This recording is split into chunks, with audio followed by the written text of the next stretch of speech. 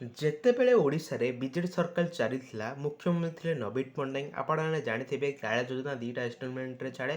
ଗୋଟେ labour day ବା ମେ ପାଖାପାଖି ମେ ଏପ୍ରିଲରେ ଛାଡ଼େ, ଆଉ ଗୋଟେ ନୂଆଖାଇ ଦିନ ହିଁ ଛାଡ଼େ। ଆଜି ହେଉଛି ନୂଆଖାଇ। ଆଜି ମୁଁ ଯେଉଁ ଭିଡ଼ିଓ ଅପଲୋଡ଼ କରୁଛି ସେପ୍ଟେମ୍ବର 8 ତାରିଖ।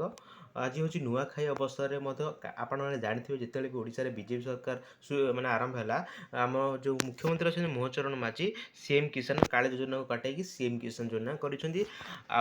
ଯେଉଁଟାକି ଆପଣମାନଙ୍କୁ ଦୁଇଟା ଇନଷ୍ଟଲମେଣ୍ଟ 2,000 ଟଙ୍କା ମିଳେ। ଗୋଟେ ନୂଆଖାଇ ଦିନ ମିଳେ, ଆଉ ଯେମିତି ପୁରା ସେମ୍ କାଳିଆ ଯୋଜନା ଯେମିତି ମିଳିଥିଲା ଏଇ ମଧ୍ୟ ସେମିତି ମଧ୍ୟ ମିଳିଯିବ। ତ ଯଦି ଆପଣଙ୍କୁ ମିଳିନି ତ କ'ଣ କଲେ ମିଳିବ, ନିହାତି ଭାବରେ ଭିଡ଼ିଓ ଫାଷ୍ଟ କ୍ଲାସ୍ ଦେଖନ୍ତୁ। ଫାଷ୍ଟ ଆମ ଚ୍ୟାନେଲକୁ ଭିଜିଟ୍ କରିଥିଲେ ନିହାତି ଭାବରେ ଚ୍ୟାନେଲକୁ ସବସ୍କ୍ରାଇବ୍ ରଖିଥାନ୍ତୁ ଏମିତି ଭଲ ଭଲ ରିଲେଟେଡ୍ ଭିଡ଼ିଓ ପାଇବା ପାଇଁ। ତ ଫାଷ୍ଟ କଥା ହେଉଛି ଆପଣମାନେ ଯେଉଁମାନେ ବି ମାନେ ସିଏମ୍ କିଷାନ ଯୋଜନା ବେନିଫିସିଆରୀ ଅଲରେଡ଼ି ବି ପାଉଛ, ତ ଭଲ କଥା। ନିହାତି ଭାବରେ ଆଜିଠୁ ହିଁ ତା'ର ପଇସା ଷ୍ଟାର୍ଟ ଆସିଯିବ। ଆଉ ଯଦି ଆମର ଆଜି ଆସିନି ଟେନସନ୍ କିଛି ବି ଦରକାର ନାହିଁ। ଆଜିଠୁ ଷ୍ଟାର୍ଟ ହେଇଛି ପଇସା, ପାଖାପାଖି 7-8 ଦିନ ଏମିତି ପଇସା ମିଳି ଚାଲିବ। ଯଦି ତୁମ ପଇସା ଆସିନି ତାହେଲେ କ'ଣ କଲେ ଆପଣମାନେ ପଇସାଟି ପାଇବେ। ମୁଁ ଅଲରେଡ଼ି ବି ଆମ ଚ୍ୟାନେଲରେ କାଳିଆ ଯୋଜନା ବିଷୟରେ ବି ଅଲରେଡ଼ି ଭିଡ଼ିଓ ଅପଲୋଡ଼ କରିଦେଇଛି। ଆପଣଙ୍କ ପଇସା ଯଦି ଆସିନି, ଆପଣ ଯଦି ଗୋଟେ କାଳିଆ ଯୋଜନାର ବେନିଫିସିଆରୀ ଯଦି ପଇସା ଆସିନି ତାହେଲେ କ'ଣ କଲେ ପଇସା ଆସିବ ମୁଁ ତୁମକୁ ଫାଷ୍ଟ କରି କହିଦେଉଛି। ଆପଣମାନେ ଜାଣିଥିବେ ବର୍ତ୍ତମାନ ଟାଇମ୍ରେ ସୁଭଦ୍ରା ଯୋଜନା ଚାଲିଛି। ସୁଭଦ୍ରା ଯୋଜନା କୌଣସି କିଛି ବି ଡକ୍ୟୁମେଣ୍ଟ ଦରକାର ହେଉନି, କେବଳ ଆଧାର କାର୍ଡ଼ ଡକ୍ୟୁମେଣ୍ଟ ଦରକାର ହେଉଛି।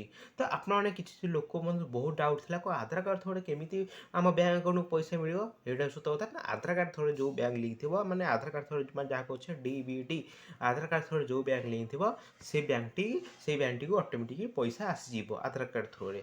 ଓକେ। ତ ମୁଁ ମଧ୍ୟ ଅଲରେଡ଼ି ବି ଆମ ୟୁଟ୍ୟୁବ୍ ଚ୍ୟାନେଲରେ ଭିଡ଼ିଓ ଅପଲୋଡ଼ କରିଥିଲି। ଆପଣମାନେ କେମିତି ଜାଣିବେ ଆଧାର କାର୍ଡ଼। ଓକେ, ପୂର୍ବ ଭିଡ଼ିଓରେ ଆପଣମାନେ ଚାହିଁଲେ ମଧ୍ୟ ଚ୍ୟାନେଲକୁ ଭିଜିଟ୍ କରି ମଧ୍ୟ ଦେଖିପାରିବେ।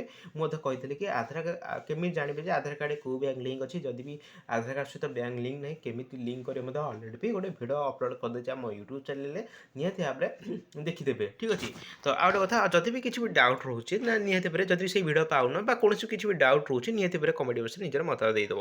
ହଁ, ଆଉ ଗୋଟେ କଥା ହେଉଛି ଆପଣ ଯଦି ବି ପଇସା ଆସୁନି, ଆପଣ ଯଦି ଗୋଟେ କାଳିଆ ଯୋଜନା କି ସିଏମ୍ କିଷାନ ଯାହାକୁ ଆମେ କହୁଛୁ ଅଲରେଡ଼ି ବି ତମେ ଗୋଟେ ବେନିଫିସିଆରୀ, ଯଦି ପଇସା ଆସୁନି ତାହେଲେ କ'ଣ କଲେ ହେବ। ଓକେ, ଷ୍ଟେପ୍ ହେଉଛି ଗୋଟେ ଇକ୍ୱାଇସ୍। ଓକେ, ତ ଇକ୍ୱାଇସ୍ ନିହାତି ଭାବରେ କରିଥିବା ଦରକାର। ଇକ୍ୱାଇସ୍ ମାନେ ତୁମର ଆଧାର ଇକ୍ୱାଇସ୍ ମାନେ ଆଧାର କାର୍ଡ଼ରେ ଯଦି ମୋବାଇଲ ନମ୍ବର ଲିଙ୍କ ଅଛି ତାହେଲେ ନିଜ ମୋବାଇଲ ଥ୍ରୋରେ ମୋବାଇଲ ଫୋନରେ ମଧ୍ୟ ଇକ୍ୱାଇସ୍ କମ୍ପ୍ଲିଟ୍ କରିପାରିବ। ଯଦି ବି ତୁମର ଆଧାର କାର୍ଡ଼ରେ ମୋବାଇଲ ନମ୍ବର ଲିଙ୍କ ନାହିଁ, ଜନସେବା କେନ୍ଦ୍ରକୁ ଯାଇକି ଫିଙ୍ଗର ପ୍ରିଣ୍ଟ କିମ୍ବା ଆଇ ପ୍ରୋଟେକ୍ଟ ଯାହାକୁ ଆମେ କହୁଛେ ଫିଙ୍ଗର ପ୍ରିଣ୍ଟ ବା ଆଖି ସାହାଯ୍ୟରେ ଆପଣମାନେ ଇକ୍ୱାଇସ୍ କରିଦେବ। ତାପରେ ଏଇଟା ହେଲା ଗୋଟେ ଇକ୍ୱାଇସ୍ କରିଦେବ। ନେକ୍ସଟ ହେଲା କି ଆଧାର କାର୍ଡ଼ ବ୍ୟାଙ୍କ ଲିଙ୍କ କଥା ଅଲରେଡ଼ି ବି କହିଦେଇଛି। ଯଦି ବି ଲିଙ୍କ ନାହିଁ ତ ଆପଣମାନେ ନିଜେ ଚାହିଁଲେ ମଧ୍ୟ ନିଜ ମୋବାଇଲ ଫୋନ୍ ଥ୍ରୋରେ ମଧ୍ୟ କରିପାରିବେ। ଅଲରେଡ଼ି ତା ବାବଦରେ ମଧ୍ୟ ଭିଡ଼ିଓ ଅପଲୋଡ଼ କରିଦେଉଛି, ନିହାତି ଭାବରେ ଚ୍ୟାନେଲକୁ ଭିଜିଟ୍ କରି ମଧ୍ୟ ଦେଖିପାରିବେ। ତ ଆଶା କରୁଛି ଭିଡ଼ିଓଟି ବହୁତ ହେଲ୍ପଫୁଲ୍ ହୋଇଥାଏ। ନିହାତି ଭାବରେ ଚ୍ୟାନେଲକୁ ସବସ୍କ୍ରାଇବ୍ କରି ରଖିଥାନ୍ତୁ ଏମିତି ଭଲ ଭଲ ରିଲେଟେଡ୍ ଭିଡ଼ିଓ ପାଇବା ପାଇଁ। ଯଦି ଆଉ କିଛି ନୂଆ ଜିନିଷ ଜାଣିବାକୁ ଚାହୁଁଛ ତ ନିହାତି ଭାବରେ କେଉଁ ବିଷୟରେ ଜାଣିବାକୁ ଚାହୁଁଛ ନିହାତି ଭାବରେ କମେଣ୍ଟ ବକ୍ସରେ ନିଜର ମତାମତ ଦେବ। ତ ରହୁଛି ଦେଖା ନେକ୍ସଟ ଭିଡ଼ିଓରେ। ସେଥିପାଇଁ ଜୟ ଜଗନ୍ନାଥ।